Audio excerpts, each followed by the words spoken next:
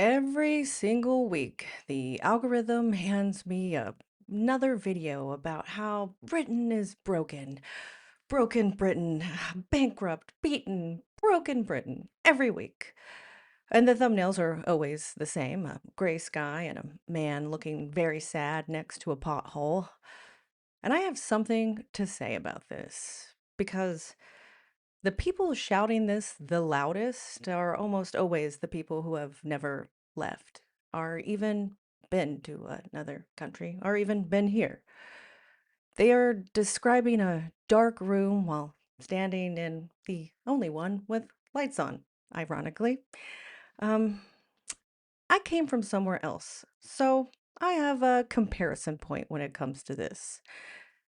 So today, I wanted to tell you two things that nobody in this corner of the internet wants to say out loud. The first is that broken Britain isn't a fact, it's a product. It actually is made by somebody else and somebody else sold it to you. And the second is that the country that's actually broken is the one that I came from. And I left on purpose with my own two little legs. And here is the fact that should annoy you more than any pothole can annoy you, because the phrase broken Britain was not handed down from the heavens. No, it was not discovered by scientists. It was a political slogan used by the Conservative Party between 2007 and 2010 to describe the country where the other lot was in charge at the time. Yeah. David Cameron stood up and promised to fix broken Britain, which is pretty clever thing to do and promise because you have to convince everyone that it's broken. And then the newspapers picked it up, including, and this will not shock you one bit, I'm sure, the ones owned by Rupert Murdoch, who, in short, needed a punchy phrase to fit nicely on the front page of a photo of a hoodie for whatever reason. And Broken Britain was perfect for that purpose. Two words, bleak, couldn't be better marketing. It sells papers like nothing else because the one thing that's more profitable than good news in the world is always the end of the world told to you daily forever, right? So, yeah, let me get this straight. A marketing slogan invented by a political strategy meeting and then sold to you by a billionaire who owns newspapers. And it has now become an entire way a nation describes itself.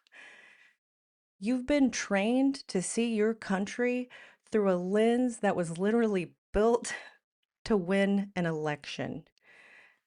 It's not journalism. No, that's branding. I would know as an American.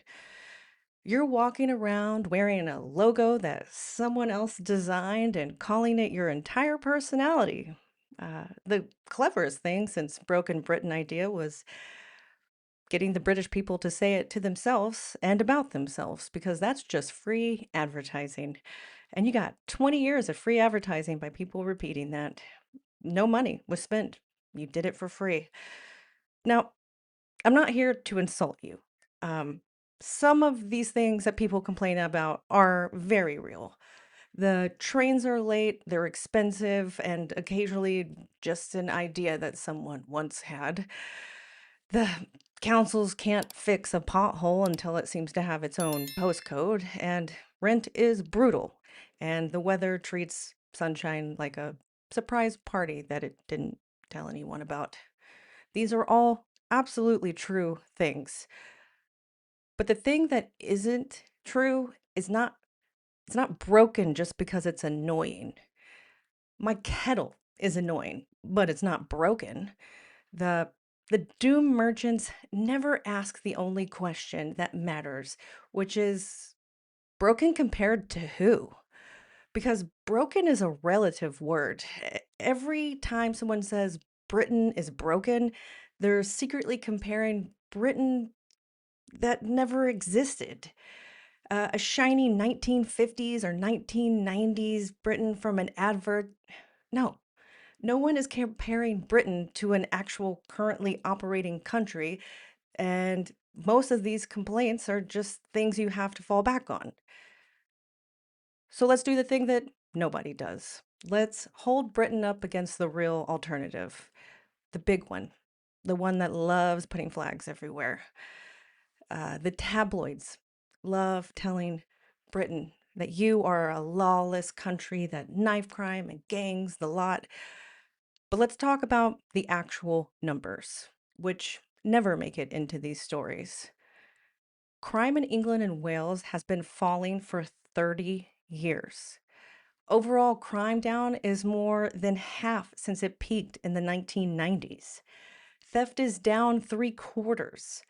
The violent, frightening Britain you are being sold is, by data, considerably safer than the Britain your parents grew up in. Now compare it to the country I came from. In 2023 alone, the United States had the highest murder rate in the entire G7. Not by a little, but by a lot. About 5.75 killings per 1,000 people. The next worst was oddly Canada, but it was far under that number. America wasn't really even in the race. It was just doing laps around the field and then going and setting the building on fire. Like, you see our football chants, we're not very good, but we love destroying stuff. But here's my honest question.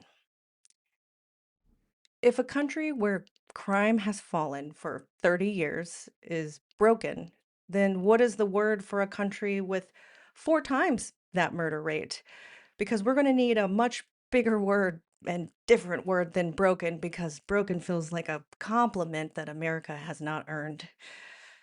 And a British newspaper actually ran a piece asking, violence, lawless, broken Britain, and then admitted in its own words that the actual data and facts tell a different story. Even people selling the panic occasionally trip over the truth. Let me introduce you to a building that, where I'm from, would be considered science fiction. This is a hospital. You walk in, you're very sick, and then they make you very better. And you know what happens at the end of that? Nothing. There's no end. That's here. You just leave. You walk out to the car park, you go home, and the only thing lighter is you. And then you complain about the car park. You built this system. You built the NHS and then immediately started to complain about it. There, here's the numbers where I'm from. About 300 million Americans. Out of those, about 1 in 3 are carrying medical debt right now. Not from gambling, but from just being unwell. And around 2/3 of all personal bankruptcies in America are tied to these medical bills. That's something like 500,000 people every year financially go under because their own body betrayed them. In the richest country in human history, the number one route to ruin is being sick. In Britain, the number of people bankrupted by a broken leg, and I've checked this twice, is roughly none. None. They fix the leg. Again, you complain about the car park, and then you just go home. That's the entire transaction. And look, I'll be honest with you, because if I just sit here defending Britain, I sound like a tourism board, and that's not what my goal is here. NHS waiting lists are a real problem, a genuine problem. People wait too long, and that hurts. But I waited 6 months for a knee replacement, and I lost my house because I had a heart attack, are just not the same kind of broken. One is a good system under strain. The other is a system working exactly as designed. Strain, you can fix. Design, it's on purpose. And then let's talk housing. The housing situation is a mess. I will pretend otherwise. Rents are incredibly high for everybody. buying is a fantasy for most, and there aren't enough homes. That's just the facts. The cost of living crisis is very real everywhere in the world right now. Brexit, COVID, the war in Europe have all landed into the same economy at once. And that is genuinely hard, especially when people are young and trying to buy and get their foot on the ladder. But here's something you have and you don't even know it. In Britain, if you become homeless, the council has a legal duty to put a roof over your head. It is written down. It is the principle that a human being should have a roof is something your government is actually on the hook for. It creaks, it's overstretched, but it exists. In America, there is no such right. None. I come from Los Angeles for the last 15 years where there are entire neighborhoods of tents. There are veterans living in tents right next to billionaires. Even Beverly Hills is not safe from the enormous amount of people who are homeless. And 72% of those homeless people have full-time jobs and just cannot afford housing. This would be treated as a scandal here. But this is not. It is something your state sees that it should be fixing. In America, it's treated as normal background to images when you drive through any city now. Your country is a country furious about homelessness with a conscience, and my country is a bored one that has very little conscience left. People vote with their feet. An application from an American wanting to move to the UK, these numbers have surged to record highs. I'm one of them. And let me say that slowly because I think that ruins the whole broken Britain story here. People are leaving the land of the free on purpose to come and live in a country that you keep trying to tell me is finished. Why? Try this. In Britain, the law guarantees you 28 days of paid holiday. In America, the law guarantees you zero, none. A worker can be sacked for absolutely no reason with no notice and is not owed a single paid day off ever. That's not a fringe statistic. That is the baseline for most Americans, the entire baseline. And then there's the small matter of being able to just walk somewhere. In Europe, a decent chunk of a city, the journeys happen on public transport. But in America, only about 2% of Americans take public transport. Everyone is in a car alone for hours. And there's research linking exactly that kind of car dependency, walk nowhere, lie to the people, that shows a tie to why people are less happy. You complain about trains. At least you have trains to complain about. Let me leave you with one number that ends the whole argument that never makes it into one of those single thumbnails or those videos about broken Britain. How long do you live? In Britain, the average person lives to about 82. In America, despite spending more on health than any other nation in the developed world, the average person only lives to 79. That's nearly 3 years. 3 extra years of your Britishness for free. That is a reason I cannot even grasp. There are people who study this that the causes that most Americans, their life expectancy being lower is due to things that are preventable. Heart disease, overdoses, car crashes, and guns. Last year alone, guns killed roughly 44,000 people in America. And when we get so used to it, we have invented drills for 5-year-olds to learn how to hide. And we still call ourselves the land of the free. It really takes some nerve, I think. So tally it up. You live longer, you don't go bankrupt when you're ill, your government owes you a roof, um, your kids walk to school without a tactical briefing. And somehow, in all of that, you have decided you're a failed state because of a pothole. Here is what I actually came to say. I'm done with the jokes.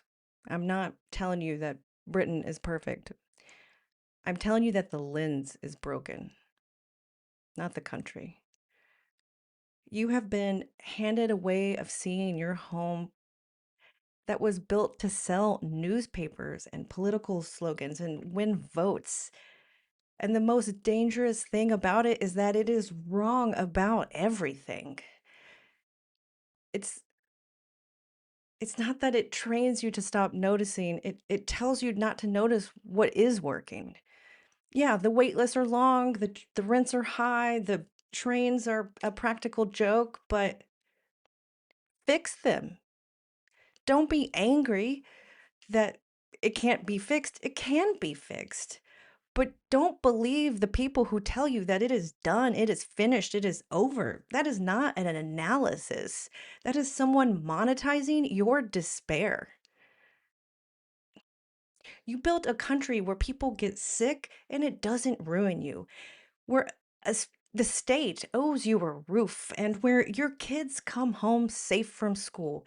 And your response to that miracle is to sit in the rain and tut.